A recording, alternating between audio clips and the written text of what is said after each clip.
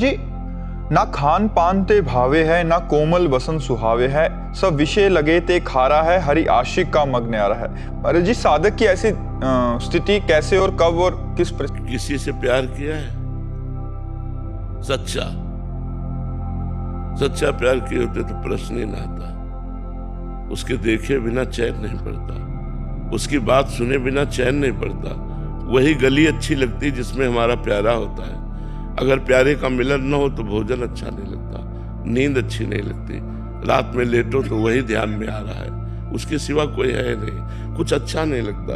अपना श्रृंगार भी अच्छा नहीं लगता, दोस्त भी अच्छे नहीं लगते, कुछ अच्छा नहीं लगता। बस एक बार उस गली से कोई गुजर जाए और वो मुझे बताए कि मैंने उसे देखा है, मैंने उसे देखा है। कोई आके बता दे कि वो मेरे विषय में बात कर रहा था, वो मेरी चर्चा, वो मुझे जानता है, मैं इतना प्यार करता हूँ, वो मुझे भी जानता है। पर उसकी बात, उसकी चितवन, उसकी मुस्कान, उसी का देखना, उसी का सुनना, उसी का बोलना, तब खान पान नहीं भावे है, नहीं कोमल वसन सुहावे है, सब विषय लगे ते खारा है। आशिक शब्द का प्रयोग किया गया है। हरि आशिक, आशिक जो होता है ना, हाँ, आशिकी एक बड़ी गजब की चीज होती है, संपूर्ण संसार से राग छुटवा कर एक में प्रकट कर देती है। एक धनुर्दास जी थे, उनको अपनी पत्नी में बहुत प्यार हो गया था। इतनी सुंदर वो थी और इतना उनको प्यार हो गया था कि वो देखते ही रहते थे। तब जैसे बाजार से सामान लाना है तो वो ऐसे नहीं जाते थे, पत्नी को साथ लेके जाते थे। पत्नी सीधे चल रही और आप उल्टे चल रहे, छाता लगा के कि धूप न लग जाए, और ऐसे मतलब अपार प्यार पत्नी से। लोग हंसी उड़ाते, लेकिन उनको इसकी किसी की परवाह नहीं थी। रंगनाथ जी के आचार्य को उनके शिष्यों ने बताया कि आज हमने बाजार में एक आदमी ऐसा देखा जो अपनी पत्नी पर इतना आसक्त है कि वो ऐसे बैग चल रहा है, वो बैग चल रहा है, पत्नी सामने से आ रही है, वो छाता लगाए से। तो उन्होंने कहा तो बहुत आशिक आदमी है, इसकी जरूरत तो हमको है, गए हमको मिलाओ। गए तो बाजार में वो सामान खरीद रहे थे, वो एकटक अपनी पत्नी को देख रहे थे। प्यार प्यार होता है, किसी की परवाह नहीं करता प्यार। वो नजदीक गए और उन्होंने कहा तुम इतना अपनी पत्नी में आसक्त क्यों हो? तो कहा बहुत सुंदर है। बोले इससे सुंदर अगर हम आपको दिखा दें? बोले हो ही नहीं सकता। ऐसे जे कपोल पे ऐसे स्पर्श किया, चपत लगाई, तो सामने ठाकुर रंगनाथ जी, छूट गया छाता, छाता छूट गया, पत्नी भूल गए। भगवान की मंद मुस्कान में बहुत बड़े महात्मा हुए, उनका नाम हुआ धनुर्दास जी महाराज, बहुत बड़े महात्मा हुए।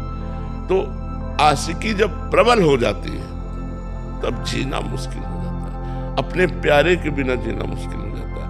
अपना प्यारा नजदीक होता है तो डर लगता है कहीं छूट न जाए, एक भय लगा रहता है कि कहीं हमारा बिछो ना हो जाए, कहीं कुछ हो ना जाए। मतलब वो हर समय अपने प्यारे के विषय में, तब उसे खान पान अच्छा नहीं। खान पान अच्छा जब लगेगा जब प्यारा साथ होगा। प्यारे के बिना खान पान नहीं भावे है, नहीं कोमल वसन सुहावे है, सब विषय लगे ते खारा है, हरि आशिक का मग। प्यार बहुत बड़ी चीज है। देखो एक आप चपत लगा दिए तो अरे वो तो भाव दशा होती, महापुरुषों में कभी ऐसी भाव दशा उनकी होती है कि वैसे कर दिए, जीव का कल्याण कर दिए। थप्पड़ मारने से भगवत साक्षात्कार नहीं हो जाता। उन्होंने कृपा करके, आचार्य थे ना, तो आचार्यों में इतनी सामर्थ्य होती है कि वो कृपा करके जिसको चाहे, पापी से पापी को भी भगवान का दर्शन तुरंत करवा दे। हमारे यहाँ नरवाहन जी हुए हैं, बहुत बड़े डाकू थे, पूरे ब्रजमंडल में थर थर कांपता था ब्रजमंडल, और यहाँ जो आता था उसको कर देना होता था राजा नरवाहन को। तो हरिवंश महाप्रभु राधा वल्लभ जी को लेकर जब वृंदावन आए तो मदन टेर पे विराजमान हुए, और ये सूचना उनके सेवकों ने, नरवाहन के सेवकों ने दी, और उन्होंने बताया कि ऐसे महापुरुष है कि हमारी हिम्मत ही नहीं कि मैं कर मांग लूं उनसे। बहुत सुंदर हरिवंश महाप्रभु थे, बड़े तेजस्वी महाप्रभु थे। सेवक जी ने वर्णन किया है, अतुलित रस बरसत सदा सुख निधान बनवास, अद्भुत महिमा महि प्रगट सुंदरता की रास, सुंदरता की रास कनक दुति देह रुचि, बारिज बदन प्रसन्न हास मधुरंग सुचि, शुभ्रु सुष्टु ललाट पट सुंदर कर्णम, नयन कृपा अवलोक प्रणत जन आरती हरणम। इतना सुंदर स्वरूप और करुणा करके देख ले तो जीव निहाल हो जाए। तो बोले हमारी हिम्मत ही नहीं पड़ी कि हम कर मांगे। तो नरवाहन जी ने कहा मैं जाता हूं, देखता हूं। तो वो मतलब महाप्रभु के प्रति चले, हृदय में एक अलौकिक आनंद। तो उनकी हिम्मत नहीं पड़ी कि वो सामने जाए। झरोखे से देखा कि महाप्रभु राधा वल्लभ जी का श्रृंगार कर रहे हैं। कभी किसी को प्रणाम नहीं किया था, बस प्रणाम किया और मन से हरिवंश महाप्रभु को गुरु माना और राधा वल्लभ जी को इष्ट माना और जपने लगे राधा वल्लभ श्री हरिवंश राधा। ये महापुरुषों का चमत्कार, राधा वल्लभ श्री हरिवंश, राधा वल्लभ श्री हरिवंश। इधर एक यमुना जी से ही व्यापार चलता रहता था पहले, बड़ी बड़ी नावों में, जल जहाजों से। तो यमुना जी से एक व्यापारी जा रहा था, जैनी, करोड़ों असरफियों का व्यापारी था वो, स्वर्णादि का सब।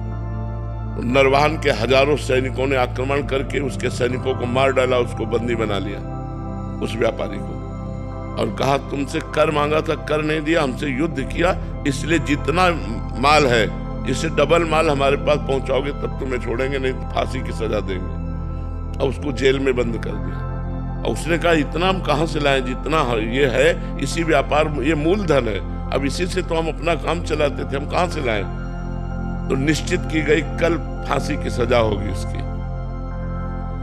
नरवाहन जी इन सबसे अलग होकर एकांत में राधा वल्लभ श्री हरिवंश, राधा वल्लभ श्री हरिवंश। एक दासी जो थी वो नरवाहन जी को जो सेवा में उपस्थित रहती थी, उसने भोजन लिया और जैनी के पास जाकर कहा आज खा ले रात्रि में, कल तुझे दिन में फांसी की सजा होगी। तो उसने कहा कोई बचने का उपाय? बोले बराबर का धन दे दीजिए। तो बोले वो तो है नहीं। तो बोले एक उपाय काम कर सकता है, तुम जोर से, अभी हम जब भोजन दे के चली जाएं तो जोर से चिल्लाना राधा वल्लभ श्री हरिवंश, राधा वल्लभ श्री हरिवंश, राधा वल्लभ श्री हरिवंश, राधा वल्लभ श्री हरिवंश। मुझे 100% विश्वास है कि तुम्हारे प्राण बच जाएंगे। अब प्राण फांसी की सजाओ किसी को अरे वो जी जान से शुरू हुआ रात्रि में राधा वल्लभ, तो सुनी रात्रि तो ये आवाज नरवाहन के महल तक पहुंची। नरवाहन जी ने कहा अरे ये तो अपराध बन गया, हमारी जेल में हमारा कोई गुरु भाई आ गया। वो तुरंत आए और आकर के चरणों में प्रणाम किया और कहा क्षमा करो, मुझे पता नहीं था आप हमारे गुरुजी से दीक्षित है। और वो केवल दासी ने बताया था। उन्होंने कहा कि अपने सैनिकों को बुलाया और कहा इनको अभी मुक्त करो, और उनको खूब आदर सत्कार किया, खूब सम्मान किया। उस जैनी ने विचार किया कि जिनके नाम के बल से मुझे प्राण बख्शे गए और सारी संपत्ति मिल गई, जहां फांसी मिलनी थी वहां मुझे सम्मान मिला, मैं एक बार चल के दर्शन तो करूं। तो लोगों से पूछा कि राधा वल्लभ श्री हरिवंश के, तो बताया राधा वल्लभ इष्ट श्री हरिवंश आचार्य मदन टेर में विराजमान। वो जाके चरणों में गिरा, सारी संपत्ति समर्पित की। महाप्रभु ने कहा संपत्ति हमें नहीं चाहिए, तुम कैसे शरण में आए? तो उसने पूरी घटना बताई।